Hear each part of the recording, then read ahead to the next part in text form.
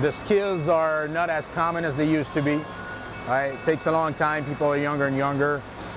They don't have the experience that the baby boomers had. In Wisconsin, there are 90,000 about skilled jobs that can't be filled. Why we're filling those skilled job opportunities if we got so many young people that are out of work. They're not exposed, they don't have the know-how or how to even get it done. A lot of people have given up on the inner city. Most of them don't get to see a good work ethic coming up in their household. We need to make sure that we get this, bring this opportunity back, that once they graduate out of high school, they can go into a factory as a general worker.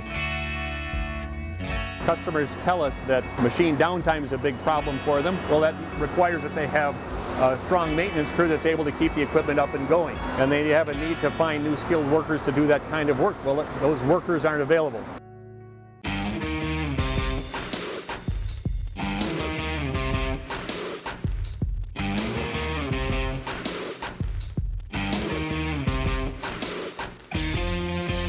The maintenance work that we do for our customers really is a lot like a pit stop in a race.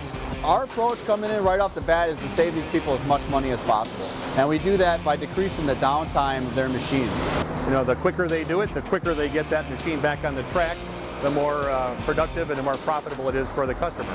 A deacon of mine from my church, he shouted at me and was like, hey, my God, a good buddy of mine, he's looking for some inner city guys who are looking for a change, who would like to start a career.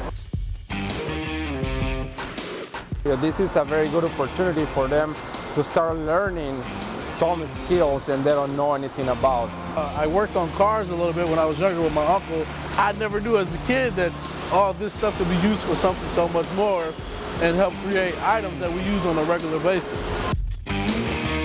I've been part of the Harrigan team for the last 15 years.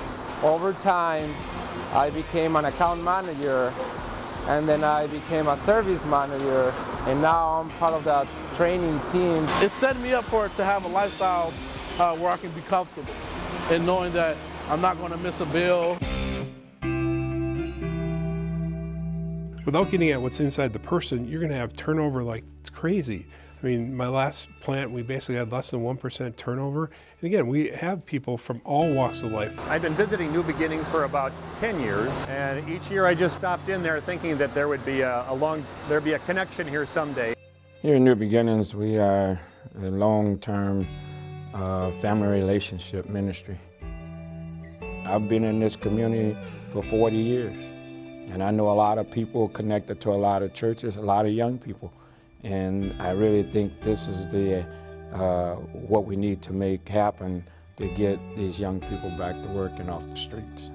What it looks like is we sit around the table as a group and we ask each individual person, what does success look like to you? And so what we might hear is, I'd like my kids to have a better opportunity. I want to have a family supporting job. We throw into that the strengths part, which is to say, let's look at what strengths you have, to look someone in the eye and say, okay, these are your strengths. We need your strengths at this table. There are definitely deliberate things you should practice on a daily basis. I mean, employees or workers, they really deserve the right to know whether they did well today or not.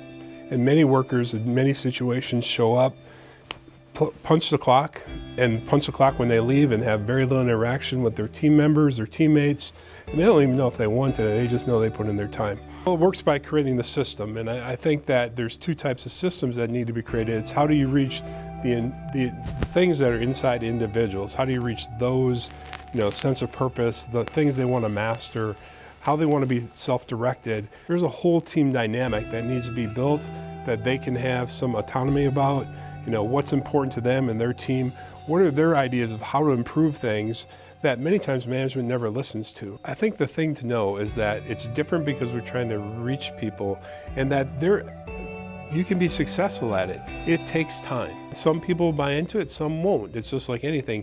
But when you catch those few, you have like an organization that's on fire. This could go in so many different directions. It could go into different industries.